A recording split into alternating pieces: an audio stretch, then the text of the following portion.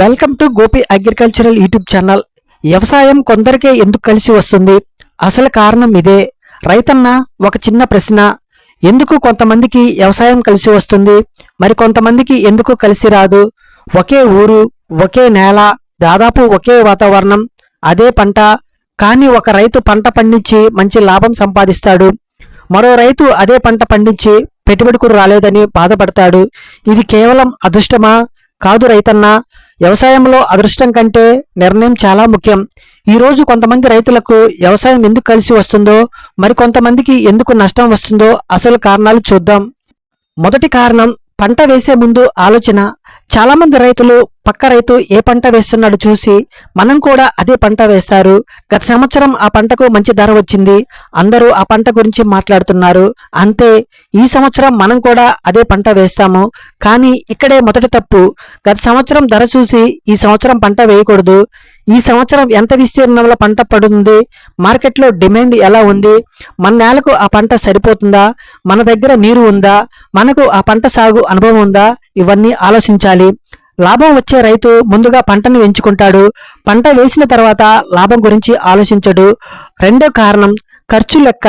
రైతన్న, వ్యవసాయంలో పెద్ద దిగుబడి వచ్చినంత మాత్రాన పెద్ద లాభం వచ్చినట్టు కాదు. ఇది చాలా ముఖ్యమైన విషయం. ఒక రైతుకు 40 బస్తాలు వచ్చాయి, మరో రైతుకు 50 బస్తాలు వచ్చాయి. చూస్తే 50 బస్తాలు వచ్చిన రైతే ఎక్కువ లాభం పొందాడని అనుకుంటాం.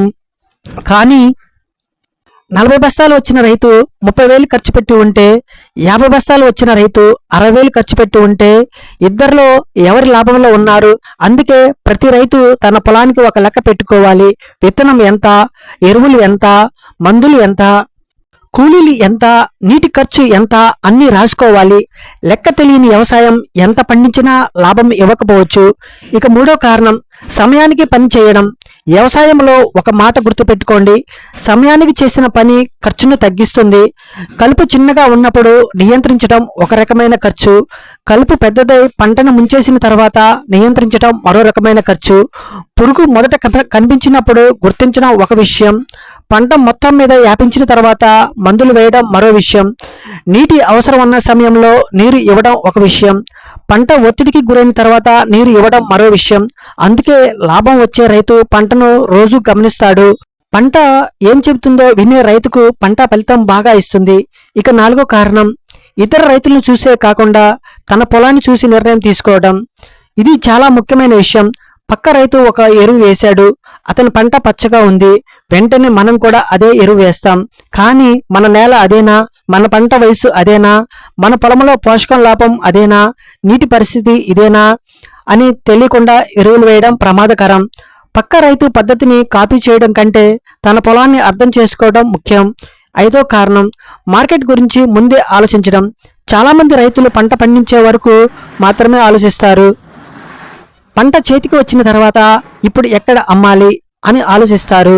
కానీ లాభం వచ్చే రైతు ముందే ఆలోచిస్తాడు, ఎక్కడ డిమాండ్ ఉంది, ఎప్పుడు అమ్మితే మంచి ధర వచ్చే అవకాశం ఉంది, నిల్వ చేసుకునే అవకాశం ఉందా, దళారికి అమ్మాలా, మార్కెట్కు నేరుగా తీసుకెళ్లాలా, ఇవి ముందే తెలుసుకుంటాడు. ఎందుకంటే పంట పొలంలో పండుతుంది, కానీ లాభం మార్కెట్లో నిర్ణయం అవుతుంది. ఆరవ కారణం, రైతు ఎప్పుడు నేర్చుకుంటూ ఉండాలి. ఈరోజు వ్యవసాయం 20 సంవత్సరాల క్రితం ఉన్నట్టుగా లేదు. కొత్త విత్తనాలు వస్తున్నాయి, కొత్త సాగు పద్ధతులు వస్తున్నాయి, కొత్త తెగుళ్ళు వస్తున్నాయి, వాతావరణం మారుతుంది, మార్కెట్ మారుతుంది.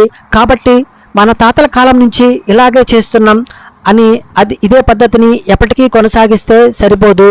పాత అనుభవం కావాలి, దానికి కొత్త జ్ఞానం కలవాలి. అనుభవం ప్లస్ కొత్త టెక్నాలజీ ప్లస్ లెక్కలు ఈక్వల్ టు మంచి వ్యవసాయం. ఇక ఏడో కారణం, నష్టాన్ని ముందే ఊహించడం. చాలా మంది రైతులు లాభం గురించి మాత్రమే ఆలోచిస్తారు, కానీ మంచి రైతు ముందుగా అడిగేది ఈ పంటలో నష్టం వస్తే ఎంత వస్తుంది అని.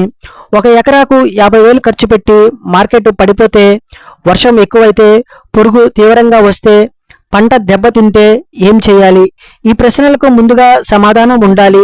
అందుకే మొత్తం డబ్బును ఒకే పంటలో పెట్టకుండా సాధ్యమైనంత వరకు రిస్క్ను విభజించడం మంచిది. చివరిగా ఒక ముఖ్య విషయం, రైతన్న, వ్యవసాయం కొందరికి కలిసి వస్తుంది అని మనం అనుకుంటాం, కానీ నిజానికి వ్యవసాయం అందరికీ అవకాశం ఇస్తుంది. కానీ అందరూ ఒకే విధంగా వ్యవసాయం చేయరు. ఒక రైతు పంట వేస్తాడు, మరో రైతు పంటను గమనిస్తాడు. ఒక రైతు ఎరువులు వేస్తాడు, మరో రైతు నేల అవసరాన్ని బట్టి ఎరువులు వేస్తాడు. ఒక రైతు పంట పండిన తర్వాత ధర కోసం చూస్తాడు, మరో రైతు పంట వేయకముందే మార్కెట్ గురించి ఆలోచిస్తాడు. ఇక్కడే తేడా.